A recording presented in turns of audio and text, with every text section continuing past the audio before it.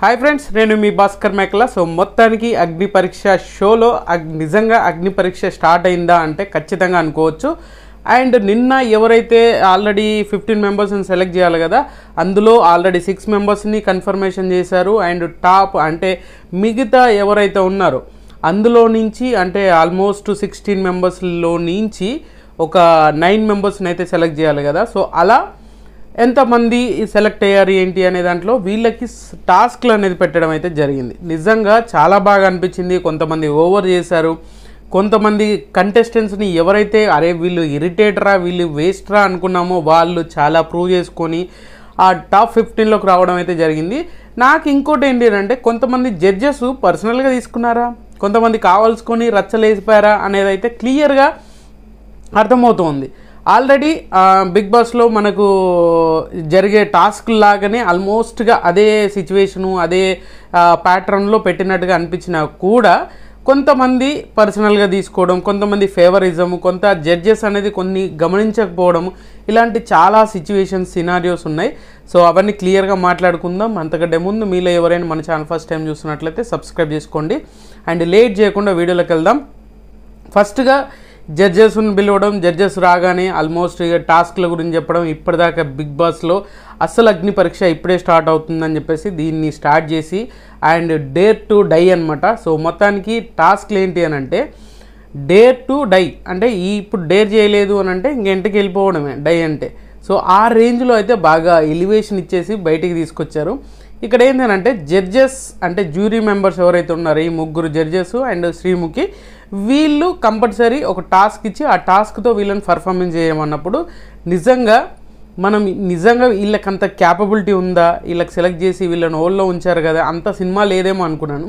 కానీ కంటెస్టెంట్స్ చాలా అంటే చాలా బాగా చేశారు. అంటే వీళ్ళు వాళ్ళని కాదు, ఆల్మోస్ట్ అందరు కంటెస్టెంట్స్ కూడా విల్లింగ్గా ఉన్నారు. అక్కడ ఏం జరిగినా కూడా చాలా గట్టిగా టఫ్ ఫైట్ చేయడానికి అయితే రెడీగా ఉన్నట్టుగా అనిపించింది నాకైతే.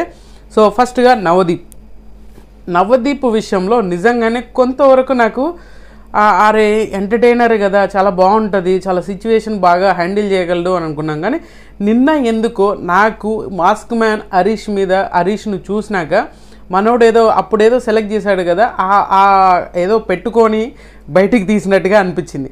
అది మీకు ఎంతమందికి అనిపించిందో కింద కామెంట్ చేయండి. మాస్క్ మ్యాన్ డైరెక్ట్గా ఈ టాస్క్ ఏదైతే ఉందో మొన్న చెప్పావు కదా, లోపల ఎంతో ఉంది అన్నావు కదా, ఇప్పుడు చూపిద్దురా అని చెప్పేసి పిలవడం. అండ్ మాస్క్ మ్యాన్ హరీష్ దానికి నిజంగా మన ఈ కంటెస్టెంట్ ఖచ్చితంగా బిగ్ బాస్లో ఉండాలిరా అనే సిచ్యువేషన్కి తీసుకొచ్చారు. అంత సింపుల్గా మనం ఎందుకు జడ్జ్ చేసాంరా, ఇంత మంచి వ్యక్తియా లేదంటే ఒక గేమర్ని మిస్ చేసామా అనే ఫీలింగ్ అయితే కలుగుతుంది. అంటే ప్రీవియస్గా చూసిన దానికి ఇప్పుడు చూసిన దానికి డిఫరెన్స్ చాలా అనిపిస్తుంది అనమాట.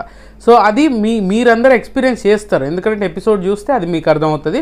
సో హరీష్కి టాస్క్ ఇస్తాడు అండ్ నీకు ఆపోజిట్గా నీకు సమవుజ్జి ఎవరు అనుకుంటున్నావు అని నవదీప్ అడిగినప్పుడు, సో నాకు మన సింగర్ సాయి తేజ ఉన్నాడు కదా, సో తను నాకు అపోనెంట్, ఆయన నన్ను అంటే గ్రూప్ డిస్కషన్లో కొంతవరకు నా పర్సనల్ అయ్యాడు అని అంటే ఇక్కడ కూడా కొంతవరకు ఆ స్క్రిప్ట్ లాగా అనిపించింది. నువ్వు ఆఫర్ ఇవ్వడం ఎందుకు, తర్వాత దాన్ని రచ్చ చేసుకోవడం ఎందుకు. సో అక్కడ డైరెక్ట్గానే చెప్తాడు, నాకు ఇట్లా పర్సనల్గా నాకు కొంచెం రచ్ చేశాడు, ఇప్పుడు మాట్లాడుకుందాం, ఇక్కడ డిస్కషన్ చేద్దాం రమ్మని అన్నప్పుడు మీ పర్సనల్స్ అన్ని ఇక్కడ తీసుకురాకబ్బా, ఒకవేళ నువ్వు లేడీ కంటెస్టెంట్ని సెలెక్ట్ చేసుకుంటే ఏంటి అనే పరిస్థితి అన్నప్పుడు నేను ఎవరిని సెలెక్ట్ చేసుకున్నాను అంటే శ్రీజాను సెలెక్ట్ చేసుకుంటా, కొంచెం ఉంది మాట్లాడుకోవడానికి, కొంచెం ఎక్కువగా ఆ వేళ చెప్పినప్పుడు లేదు ఇలా ఫిజికల్గా మీ పర్సనల్స్ అన్నీ తీసుకురావద్దు, నేనే ఒకరిని ఇస్తాను అని చెప్పేసి సాయి కృష్ణని ఇస్తాడు. సో సాయి కృష్ణని ఇచ్చినప్పుడు డైరెక్ట్గా తీసుకొస్తాడు. సాయి కృష్ణ కూడా వచ్చేసి ఆ ఛాలెంజ్ని యాక్సెప్ట్ చేస్తాడు. ఇక్కడ ఏంటి అంటే మెయిన్గా నాకు నచ్చింది ఏంటి అని అంటే ఏదైతే టాస్క్ చెప్తారో అంటే బిగ్ బాస్ కంటే నవదీప్ కొంచెం ఎక్కువగా దాన్ని యాడ్ చేసి కంటిన్యూషన్ చేసిందనే ఫీలింగ్ వస్తుంది అన్నమాట ఎవరికైనా కూడా. ఎందుకు అంటే ఆ హెయిర్ కట్ ఉంది చూసారా, మనము ఆల్రెడీ ప్రీవియస్గా ఇన్స్టా చూసిన వాళ్ళకి గుర్తుంటుంది. ఆ హెయిర్ అన్నది సగం హెయిర్ కట్ చేసుకోవాలి ఎవరైనా కానీ, ఇద్దరిట్లలో ఎవరైనా ఫాస్ట్గా బజర్ నొక్కగానే ఆ హెయిర్ కట్ చేసుకోవాలి. అంటే ఇద్దరు డేర్ మీరు చేయగలరా అంటే చేస్తాము అని చెప్పేసి అని అంటారు. ఆల్మోస్ట్ ఇట్లా తీసగానే ఆల్మోస్ట్గా ఇక్కడ ఏంటి అంటే ఈ సీజన్ మొత్తం అంటే ఈ ఒకళ్ళు ఇక్కడ సెలెక్ట్ అయిన ఈ షోలో అండ్ బిగ్ బాస్లో కూడా కంప్లీట్గా ఆ హెయిర్ సగం హెయిర్ తోటే అది కంటెస్టెంట్ చేయాలి అని చెప్పేసి ఇది పర్సనల్గా తీసుకొని ఈగో హర్ట్ అయ్యి పర్సనల్గా తీసుకొని మరీ ఓవర్ చేసిన ఫీలింగ్ అయితే నాకు అనిపించింది. సో అది ఇక్కడితోటే కాదు, ఈ షో ఈ అగ్ని పరీక్షలోనే కాదు, డైరెక్ట్గా ఎపిసోడ్లో అది క్లియర్గా అడుగుతుంది కూడా. ఎవరు శ్రీముఖి అడిగినప్పుడు ఖచ్చితంగా అవును అట్లనే ఉండాలి, అది ఏ షోకైనా ఏదైనా చేసినా కూడా అట్లనే ఉండాలి అని చెప్పేసి చాలా గట్టిగా మాట్లాడడం అయితే జరుగుతుంది. అయినా కూడా హరీష్ ఎవరైతే ఉన్నారో, మాస్క్ మ్యాన్ హరీష్ ఎవరైతే ఉన్నారో అది డైరెక్ట్గా తీసుకొని సెకండ్ ఆలోచనలో టక టక టక టక తీసుకుంటాడు. నిజంగా అప్రిషియేట్ చేయొచ్చు, ఎందుకంటే అంత ఈజీ కాదు. ఒకవేళ ఈ సెలెక్ట్ అవ్వకపోతే పరిస్థితి ఏంటి, ఇంత కష్టపడ్డదంతా వేస్ట్ అవుతుంది కదా. ఒకవేళ అయినా కూడా ఈ ఒకవేళ సీజన్ మొత్తం అంతా ఉండాలి అని అంటే అది ఎంతవరకు వర్కౌట్ అవుతుంది. ఇలాంటివన్నీ చాలా ఇంపాక్ట్ ఉన్నా కూడా చాలా స్పాట్ డెసిషన్ తీసుకొని అప్పటికప్పుడు చేశాడు. సో మీరు ప్రీవియస్గా అంటే అభిజిత్ అడుగుతాడు, ప్రీవియస్గా మీరు కొన్ని మాటలు అన్నారు కదా, ఇప్పుడు ఎలా ఈ సిచ్యువేషన్ మీ వైఫ్కి తెలుస్తా అంటే ఇక్కడ నాకు నిజంగా హైలైట్ అంటే హైలైట్ అనిపించింది ఏంటంటే ఈ హెయిర్ ఉన్న సైడ్ మా వైఫ్, అంటే వైఫ్ అండ్ హస్బెండ్ అంటే ఇద్దరు చెరిసగం అన్నట్టు కదా, అలా హెయిర్ ఉన్న సైడ్ మా వైఫ్, ఇటు సైడ్ నేను అని చెప్పేసి చెప్పి చూసారా. ఇక్కడ ఎవరైతే ఆయన మీద బ్యాడ్ ఇంప్రెషన్ ఉందో అప్పటి వరకు బిందు మాధవి కానీ ఆ ఇంప్రెషన్ ఏదైతే ఉందో అది ఒక్కసారి పోయి అప్రిషియేట్ చేసి మీరు వెళ్ళి డైరెక్ట్ గో టు ఏమంటారు గోల్డెన్ సీట్ అని ఆ టాప్ 15లోకి అయితే మనోని పంపించడం అయితే జరిగిందనమాట. ఇది ఎక్స్ట్రీమ్ లెవెల్. ఇప్పటిదాకా ఉన్న నెగిటివిటీని ఒక్కసారి సర్రమని వెళ్ళిపోయింది. అండ్ తర్వాత వచ్చేసరికి ఇక్కడ దమ్ము శ్రీజ కూడా దమ్ము చూపించింది. అండ్ నెక్స్ట్ నవదీప్ టాస్క్ ఇచ్చారు, నెక్స్ట్ శ్రీముఖి టాస్క్ అనమాట. దమ్ము శ్రీజ అండ్ ఊర్మిళ వీళ్ళిద్దరు వస్తారు టాస్క్ చేయడానికి. సో దమ్ము శ్రీజకి దమ్ము ఉందా లేదా అని చెప్పేసి తీసుకొస్తే ఇక్కడ ఏంటంటే ఓవరాల్గా మీ బాడీలో మార్చడానికి, మీ బాడీ పార్ట్స్ని మార్చడానికి, మీ బాడీలో కొన్ని ఐటమ్స్ చేంజ్ చేయడానికి, కొన్ని సిచ్యువేషన్ అంటే ఆల్మోస్ట్ టాటూ వేయించుకోవాలి అనేది ఒరిజినల్ టాటూ అనమాట. అది బిగ్ బాస్లో వేస్తారు కదా, ఇక్కడ నేనే వేయించుకోవాలి నువ్వే వేయించుకోవాలి అని చెప్పేసినప్పుడు ఓకే ఎక్కడ వేయించుకుంటారు ఏంటి అని అంటే ఫోర్ హెడ్ మీద వేయించుకోవాలి, అది కూడా ఐఎంఐ లూజర్ అని చెప్పి వేయించుకోవాలన్నప్పుడు నిజంగా సెకండ్ ఆలోచించకుండా నేను లూజర్ కాదని ఊర్మిళ అన్నప్పుడు ఈమె నెక్స్ట్ దమ్ము శ్రీజ ఐఎమ్ లూజర్ అంటే ఫోర్ హెడ్ మీద వేయించుకోవాలంటే 100% వేయించుకుంటా అని చెప్పేసి ఎంత కాన్ఫిడెంట్గా చెప్పింది. అది రియలా ఫేకా సెకండరీ కానీ ఎంత కాన్ఫిడెంట్గా స్పాంటేనియస్గా చెప్పింది అనేది రచ్చలైపోయింది. నాకు బాగా అనిపించింది ఆ సిచ్యువేషన్. ఎందుకంటే అంత ఈజీ కాదు, అంటే పర్మనెంట్ టాటూ వేయించుకోవడం అనేది. ఒకవేళ రిమూవర్ ఇప్పుడు వచ్చినా కూడా అది ఫేస్ చేయడం అనేది అంత ఈజీ కాదు కదా. సో అలాగా నాకు అనిపించింది. ఇమ్మీడియట్గా వేయించుకుంటానంటే సో ఊర్మిళ నేను చేయను అన్నాగానే ఈ శ్రీజ చేస్తాను ఉంటుంది. బట్ ఫోర్ హెడ్ మీద కాదు, ఐఎమ్ ఏ లూజర్ అని కూడా కాదు అని చెప్పేసి అని అంటే హ్యాండ్ మీద వేస్తారన్నమాట. అంటే హ్యాండ్ మీద ఐ లవ్ బిగ్ బాస్ అని చెప్పేసి టాటూ వేయించుకోవడం జరుగుతుంది. ఇప్పటిదాకా ఇరిటేషన్ ఫీల్ అయిన ఆడియన్స్ ఒక్కసారి కనెక్ట్ అయిపోయారు. దమ్ము శ్రీజ నిజంగానే దమ్మున్న మనిషిరా అనే రేంజ్కి తీసుకొచ్చింది. అప్పటికప్పుడు స్పాంటేనియస్గా అది అయిపోతుంది, రచ్చలైపోయింది. సో ఇది ఎక్స్ట్రీమ్ లెవెల్ అనుకోవచ్చు, ఎందుకంటే అంత యాటిట్యూడ్ ఉంది, ఒకసారి సడన్గా మాయమైపోయినట్టుగా అనిపించింది. అండ్ తర్వాత వచ్చేసరికి అభిజిత్ టాస్క్ ఇస్తాడు. ఆ అభిజిత్ టాస్క్ మన సోల్జర్ పవన్ కళ్యాణ్ ఉన్నాడు కదా మనోడికి అండ్ అబ్బుకి. పవన్ కళ్యాణ్ పిలిచి అబ్బుకి నీకు అపోనెంట్ ఎవరు, నీకు సమౌజీ ఎవరు అన్నప్పుడు అబ్బును సెలెక్ట్ చేసుకుంటారు. వీళ్ళకి టాస్క్ చేయడం ఏంటంటే ఫుడ్.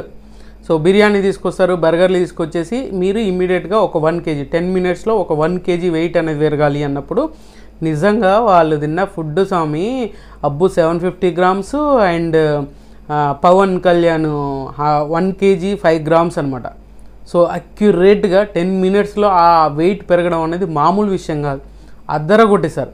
సో ఇక్కడ ఏంటంటే ఊర్మిళ మా శ్రీజ వీళ్ళిద్దరిలో శ్రీజ టాప్ 15కి వెళ్ళింది. అండ్ పవన్ కళ్యాణ్ అబ్బు వీళ్ళిద్దరు టాస్క్లో కూడా నాకు చాలా బాగా అనిపించింది. చూడడానికి ఈజీగా ఉన్నా కూడా 1 kg ఫుడ్ 10 minutesలో వెయిట్ పుట్ ఆన్ అవ్వడం అనేది మామూలు విషయం కాదు. సో అది చాలామందికి ఈజీగా అనిపించినా కూడా అంత ఈజీ ఫ్యాక్టర్ అయితే ఏం కాదు. సో ఇందులో పవన్ కళ్యాణ్ గెలుస్తాడు and Pawan Kalyan hot seat అంటే టాప్ 15లోకి వెళ్ళిపోతాడు. నెక్స్ట్ వచ్చేసరికి దివ్య, డెలియా అండ్ మన ఎవరు ప్రియా శెట్టి. సో వీళ్ళిద్దరికి కూడా టాస్క్ ఇస్తుంది బిందు మాది. పెద్దగా హైప్ ఏం క్రియేట్ చేయకుండా ఈమెకు చాలా సింపుల్గా అంటే ఒక బెలూన్ని ఇట్లా నడుము కట్టుకొని ఆ బెలూన్ని వంటి చేత్తో చేయడం అనేది అంటే పగలగొట్టాలి. అలా సడన్గా ప్రియా శెట్టి కొట్టేస్తుంది, అయిపోతే హరే నువ్వు వచ్చేసినావు టాప్ 15 కంటే అంత ఈజీ కాదు అని చెప్పేసి 3 రౌండ్స్ పెడతారు. అందులో సింగిల్ రౌండ్ కాకుండా 3 రౌండ్స్. ఒక రౌండ్ ప్రియా, ఇంకో రౌండ్ దెలియా.